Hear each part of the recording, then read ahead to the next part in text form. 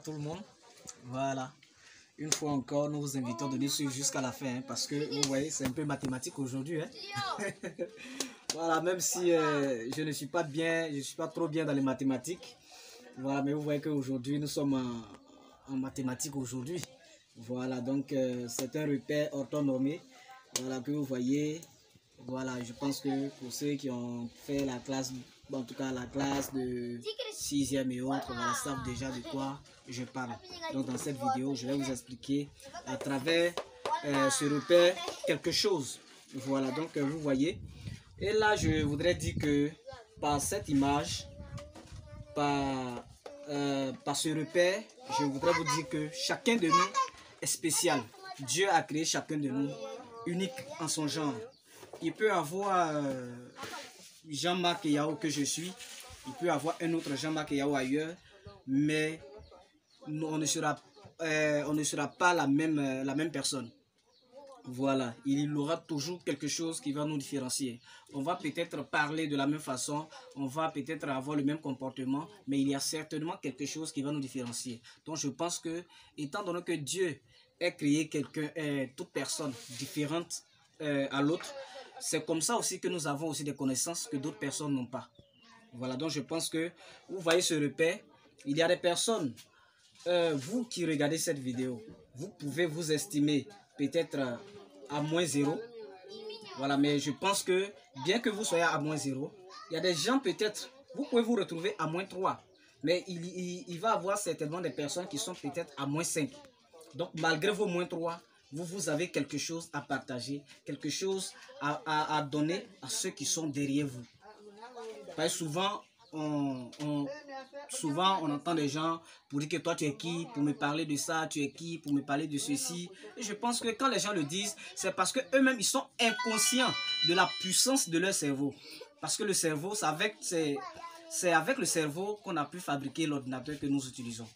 Mais dans l'ordinateur, il y a des disques durs. Mais dans le cerveau, il n'y a pas de disque dur. Il n'y a pas de disque dur dans le cerveau pour dire que le cerveau a une valeur de 1 Tera, de 2 Tera ou bien de 500 gigas. Qui a créé l'ordinateur par exemple. C'est avec son cerveau qu'il a créé l'ordinateur.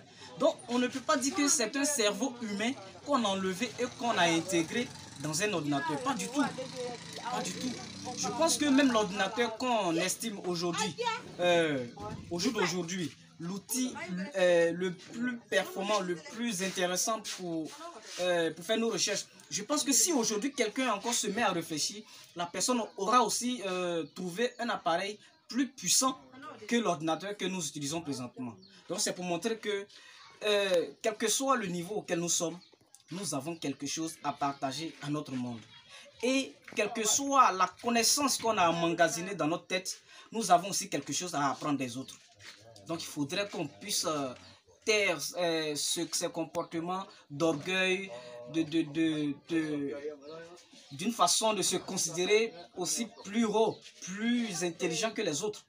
Parce que je pense que quand on regarde bien ce repère, ça nous interpelle.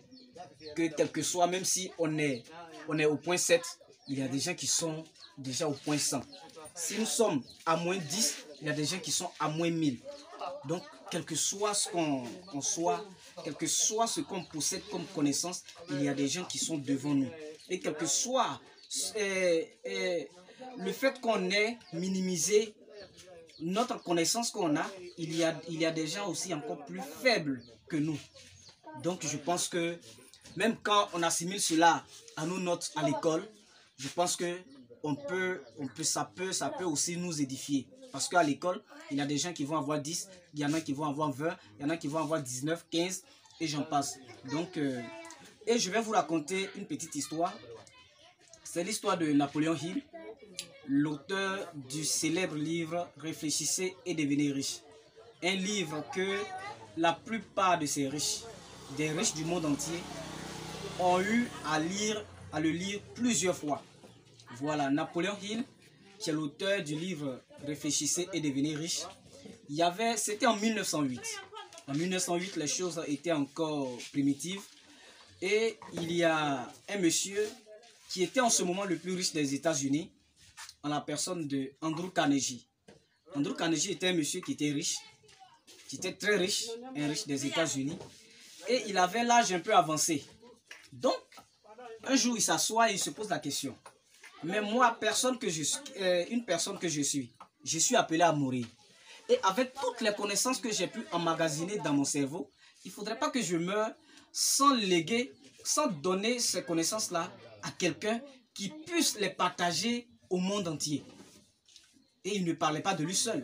Il parlait des personnes comme Henry Ford, comme Thomas Edison et bien d'autres. Et Andrew Carnegie va permettre à Napoléon Hill, qui était lui aussi en son temps un jeune journaliste d'un magazine, qui va lui permettre d'avoir un entretien avec lui. Et Andrew Carnegie va dire à Napoléon Hill que nous n'allons pas nous contenter seulement de l'entretien, mais on va aller au-delà. Donc je voudrais te rencontrer pendant quelques temps encore, plus important, afin de pouvoir te donner un travail à faire. Et ce travail que tu auras fait, tu ne seras pas rémunéré. Et c'est un travail qui va durer minimum 20 ans. Donc, Napoléon Hill, qui n'avait pas en ce moment, qui n'avait aucun moyen, donc il ne pouvait pas se payer un hôtel afin d'aller rencontrer le plus riche de son temps, de 1908. Donc, il va aller, Andrew Carnegie lui-même va inviter Napoléon Hill chez lui à la maison. Quand il est parti, il lui passa 3 jours, selon l'histoire. Il lui passa 3 jours et pendant ces 3 jours, les deux ont eu à échanger sur beaucoup de choses. L'exercice et le travail qu'il lui avait donné consistait à faire des recherches sur tous les riches des États-Unis afin de tirer une conclusion selon laquelle, afin de pouvoir vraiment découvrir ce qui a mené ces riches, ce que ces riches ont en commun qui a pu leur permettre d'atteindre ce niveau d'aisance financière. Et Andrew Carnegie avait demandé à Napoléon Hill, il lui avait donné que 60 secondes pour répondre par un oui ou bien par un non. Et l'histoire nous dit que au bout de 20 secondes, 26 secondes, Napoléon Hill répond à Andrew Carnegie qu'il allait vraiment s'atteler à faire ce travail qu'il lui avait demandé. Et c'est là que tout va partir. En ce moment, Napoléon Hill avait promis aussi à son frère, qui venait d'avoir, je ne sais pas si c'était quel diplôme en ce moment, mais qui devrait rentrer à l'université. Donc il lui avait promis de lui payer ses études universitaires.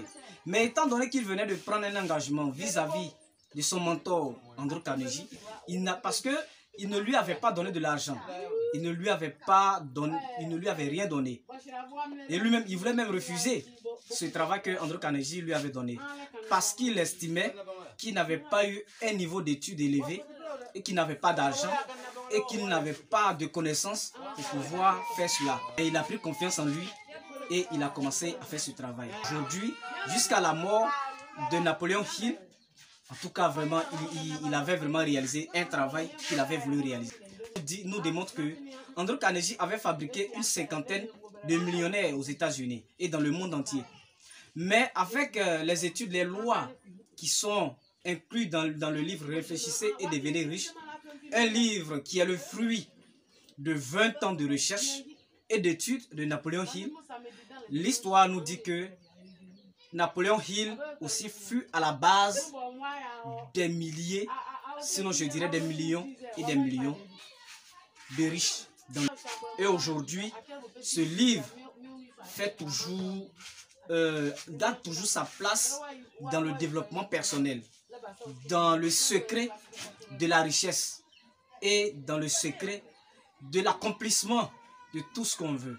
Donc je pense que cette histoire nous interpelle tous.